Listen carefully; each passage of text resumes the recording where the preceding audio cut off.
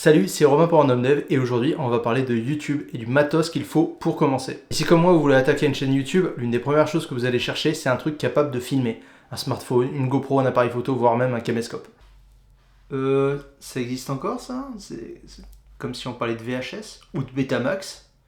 Enfin bref, la première chose que vous allez chercher c'est un truc pour filmer et un truc bien. Mais clairement une caméra c'est pas le truc le plus important pour démarrer une chaîne YouTube. Tout du moins c'est pas la qualité de votre vidéo qui prime. Mais on se refait pas, moi même en le sachant, je peux vous dire que la première chose que j'ai fait, c'est aller chercher la meilleure caméra dans mon budget pour débuter. C'est un peu une justification à la procrastination. Ouais, je filmais des trucs, mais j'ai pas de caméra. Vous pouvez remplacer le terme caméra par n'importe quoi. Ordinateur, barre chocolatée, estime de soi, tout ce que vous voulez. Ok, donc quand on veut débuter une chaîne YouTube, à bas coût, le mieux c'est de faire avec ce qu'on a sous la main. Et ce sera dans la plupart des cas un smartphone. Même si vous avez un smartphone de merde, par exemple comme cet iPhone 6, c'est pas grave. Tant que vous éclairez convenablement votre pièce, votre scène, votre setup et j'en passe, vous échapperez au pire. Là où le bas blesse sur les smartphones, c'est clairement sur les environnements à faible luminosité qui produisent beaucoup de bruit. Et avec leur capteur rachitique, ça aide vraiment pas. Donc éclairez bien. Et un conseil, si vous comptez filmer avec votre smartphone, utilisez une app type Filmic Pro. Ou à minima une app qui vous permette de gérer certains paramètres comme les ISO, la balance des blancs ou encore le shutter speed. Et si ce que je vous dis c'est pour vous du chinois, je vous renvoie à ma vidéo sur le triangle d'exposition qui est juste là. Le smartphone c'est sympa, ça permet de bien débuter une chaîne YouTube et ça peut être amplement suffisant pour la plupart des personnes. Si, vraiment j'insiste. Ça peut suffire. L'inconvénient pour moi, c'est que si j'utilise l'objectif arrière, je ne sais pas ce que je filme. Donc, soit j'utilise un miroir, soit je diffuse ce qui se passe sur l'iPhone, sur mon Mac. Mais c'est assez contraignant et c'est franchement chiant. Et la caméra frontale, bon, pour filmer en paysage, c'est bof. Tu sais jamais vraiment regarder. L'objectif, le centre de l'écran, la qualité, en plus, elle est moindre, ça me gêne. Autre désavantage du smartphone, c'est la longueur de focale fixe du capteur photo. Bon. Aujourd'hui, c'est un peu moins vrai. Avec des smartphones qui ont entre 2 et 4 objectifs à l'arrière, on se retrouve avec quand même pas mal de longueur de focale. Mais malgré tout, ça peut être un frein en fonction de l'environnement dans lequel vous tournez. Par contre, un smartphone, je trouve ça franchement préférable et plus propre, surtout avec une app type Filmic Pro, que d'utiliser une action cam type GoPro ou Insta360. Ça marche, mais perso, je resterai sur le smartphone. En intérieur, les action cam, ça vaut que dalle. Et si vous voulez monter un peu votre niveau de production, il faut s'orienter vers un appareil photo. Oui, un appareil photo pour faire des vidéos. Et si j'appuie là-dessus, c'est parce qu'on m'a demandé de filmer un événement. Et lors de l'événement, la personne s'était étonnée de me voir arriver avec un APN, un appareil photo numérique. Elle s'attendait à avoir une caméra type caméscope. Oubliez ça, un APN c'est plus versatile et il y a de grandes chances que l'optique soit de bien meilleure qualité et avec un peu de chance vous allez prendre plaisir à l'utiliser, peut-être même vous mettre à la photo. Faut jamais oublier que certaines découvertes, certains choix vont vous faire bifurquer de votre idée initiale. Au départ, je voulais faire un blog, voire même une formation sur le développement, mais à un moment, j'ai dû me filmer et je me suis orienté vers un APN, ça a été une vraie boîte de Pandore. J'ai commencé à checker le meilleur appareil photo dispo dans mon budget, l'optique qu'il me fallait, bah oui, faut pouvoir tenir dans le cadre. Je justifiais la moindre qualité de mes vidéos par l'absence de matos décent. Et au bout du bout, j'ai commencé un peu la photo, m'intéresser à la vidéo et à vouloir passer du statut de consommateur à celui de créateur. Depuis, j'ai acquis une sacrée compétence à minima théorique. J'ai réalisé 2 très courts métrages un peu pour me challenger, visible juste ici. Vu de ma fenêtre et de mon niveau, c'est des trucs de fou, de dingue. Donc, ne jamais se fermer à l'idée d'explorer de nouvelles choses. Allez, assez raconter ma vie, parlons peu, parlons bien. Vous voulez monter en niveau et avoir un truc propre, moins contraignant et fait pour faire des vidéos et démarrer sur YouTube? Prenez un appareil photo à objectif interchangeable type hybride. C'est ce qu'on appelle aujourd'hui les hybrides ou les mirrorless. Les réflexes ou DSLR, à moins d'en posséder déjà un, c'est mort. C'est en voie d'extinction, la comète, elle va pas tarder à arriver. Les compacts à zoom type Sony ZV-1, à part pour du vlogging ou en caméra B, c'est bof. Et encore, même pour du vlogging, entre le crop et l'absence de stabilisation, c'est pas génial. Donc oui, pour moi, il faut un hybride et il y en a un paquet. Pour citer quelques noms célèbres dans l'entrée de gamme, on a le Panasonic GH5 et GH5S, le Canon M50 et les Sony série A6000. Et là, je vous parle uniquement de l'entrée de gamme, avec une grosse préférence pour de l'occasion. On a aussi dernièrement les Canon R7 et R10 qui viennent d'être annoncés, mais on en parle un peu plus tard, ainsi que le Nikon Z30. Mais je vais vous parler surtout du Sony A6400 que j'ai pris pour mes premières vidéos. Et je vais vous expliquer brièvement pourquoi j'ai éclipsé les 2 autres. Attention, cette vidéo peut comporter des termes qui peuvent paraître compliqués au premier abord, tels que le terme crop, qui signifie simplement la différence de taille d'un capteur, là on a un capteur APS-C, avec un capteur de référence dit plein format de 35 mm. Donc c'est simplement le ratio entre le capteur de référence plein format et celui de la caméra. Donc là ici, un APS-C. Aussi j'utilise des termes de capteurs tels que micro 4 tiers, APS-C, plein format. N'ayez pas trop peur dans les termes. Là aussi, chacun des capteurs, en fait chacun des noms, se réfère au final à la différence de taille de son capteur. Le capteur micro 4 tiers est plus petit que celui de l'APS-C, qui est plus petit que celui d'un plein format. J'utilise aussi l'anglicisme caméra beaucoup.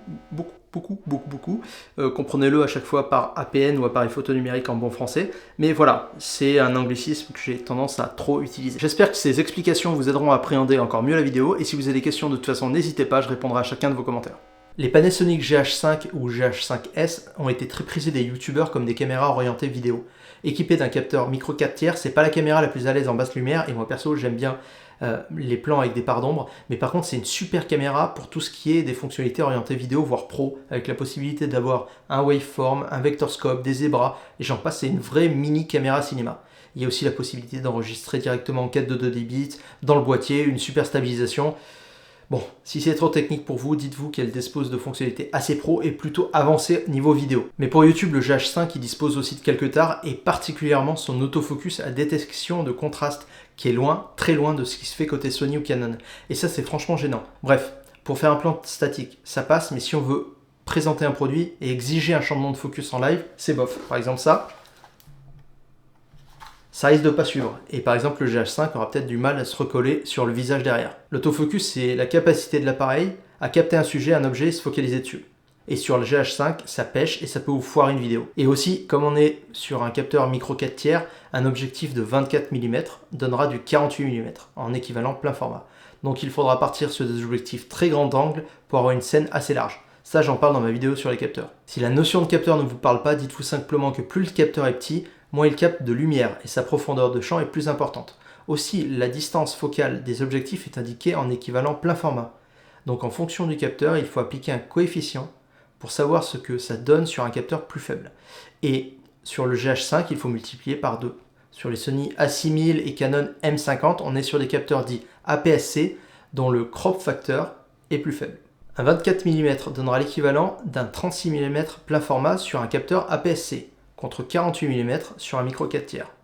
Donc le Panasonic réduit fortement le champ de vision et oblige à l'usage d'un très grand angle. Par exemple, là je filme en 20 mm.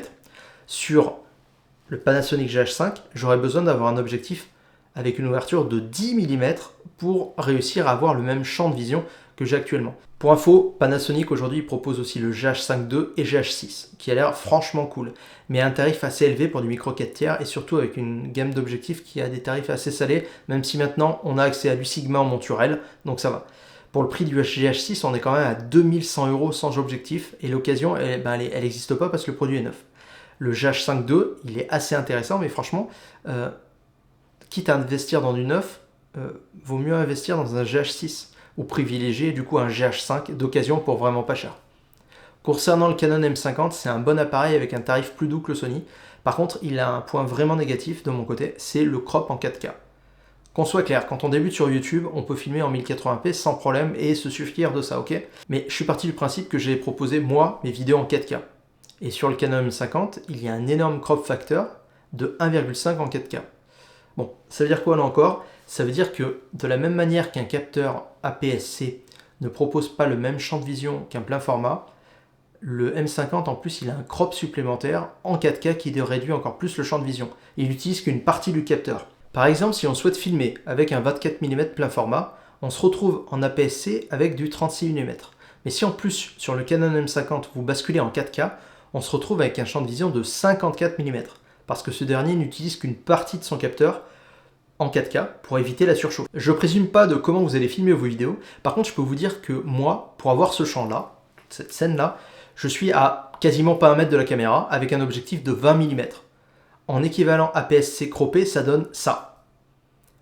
C'est super contraignant. En fait, pour moi, c'est juste pas envisageable.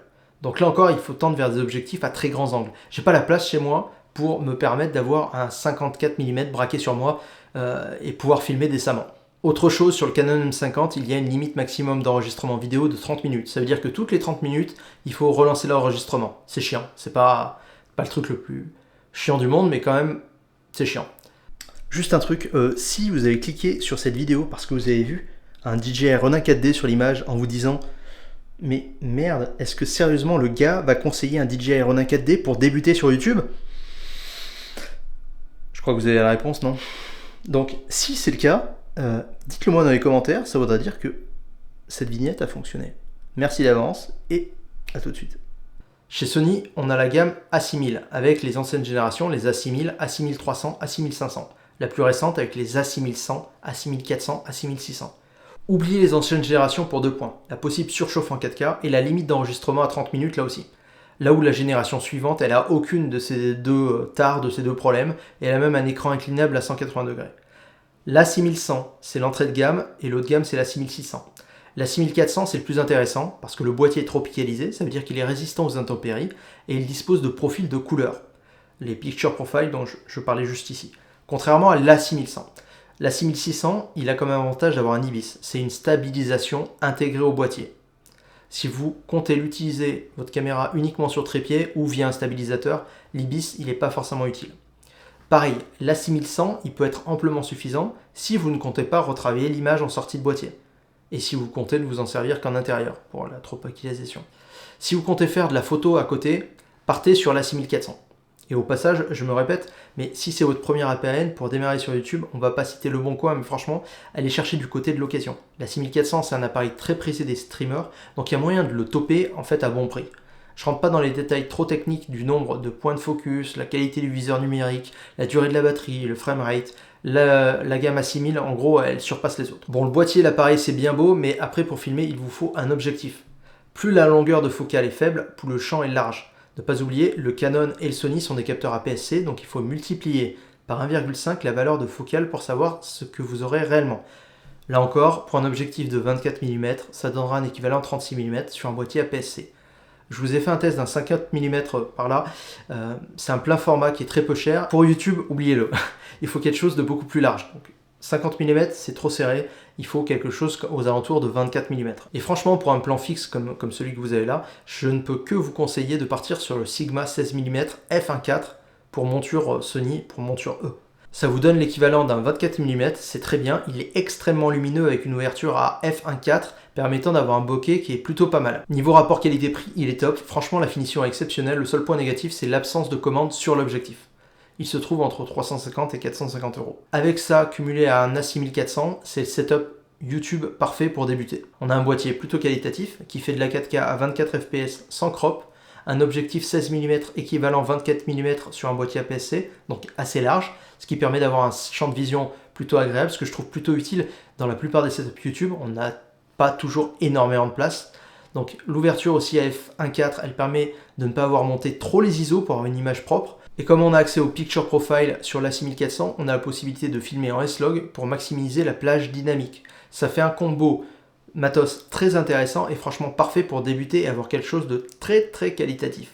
Voilà la petite démo du coup du Sony A6400 avec l'objectif Sigma 16 mm en équivalent plein format, ça nous donne 24 mm.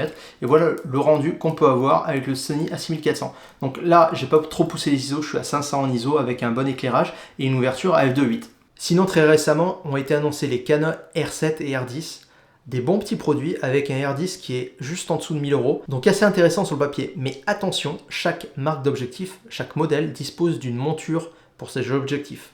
Et ces derniers, ils ont une monture très récente. Et il existe très peu d'objectifs APS-C compatibles avec la monture RF de chez Canon. Ça réduit clairement le choix. Vous pouvez bien sûr mettre dessus des objectifs plein format RS, mais vous allez exploser votre budget et les objectifs sont bien plus chers. Les objectifs plein format sont beaucoup plus chers que les objectifs APS-C. Donc il n'y a aucun intérêt à aller payer très cher un objectif et un boîtier peu cher au final. À moins que vous comptiez partir sur un Canon full frame après. Et les objectifs APS-C zoom annoncés par Canon, ils ne sont pas des très grands angles et ils ont une ouverture dynamique. À la plus grande ouverture, on est sur du 18 mm avec une ouverture à f4.5. On est donc très loin du Sigma 16 mm à f1.4. Donc attention si vous êtes intéressé par les Canon. Très récemment, le Nikon Z30 a été annoncé et là aussi, d'un point de vue tarif, c'est super intéressant. Il se rapproche du ZV-E10 de chez Sony avec le même défaut, c'est que tous deux n'ont pas de viseur électronique. Donc attention, c'est pas forcément gênant uniquement pour de la vidéo. Mais si vous voulez vous en servir d'appareil photo numérique, là c'est plutôt handicapant. Donc il faut bien avoir ça en tête. Et aussi chez Nikon, on est plus limité en termes d'objectifs. Par exemple, Sigma ne propose pas d'objectif aujourd'hui pour la monture Z. En intro, je disais que le choix de l'APN comme premier achat pour YouTube, c'est une connerie. C'est parce que ce qui est au moins aussi important que l'image pour démarrer sur YouTube, c'est l'audio. Mais ça, ce sera pour une autre vidéo. Mais surtout, n'enregistrez rien, non vraiment rien, avec le micro interne de votre caméra. Néanmoins, la meilleure caméra pour YouTube, c'est celle que vous possédez déjà. Parce que l'aspect technique, on ne va pas se mentir, pour débuter, c'est carrément secondaire. Faut vous lancer et vous verrez après. Si vous avez apprécié cette vidéo, alors peut-être que vous apprécierez ma dernière vidéo disponible juste ici. C'est tout pour aujourd'hui, c'était Romain pour Random Dev. On se voit dans une prochaine vidéo et surtout n'hésitez pas à souscrire, commenter, partager et à bientôt sur Random Dev. Salut! D'un 24 mm, c'est déjà très bien, il est extrêmement lumineux.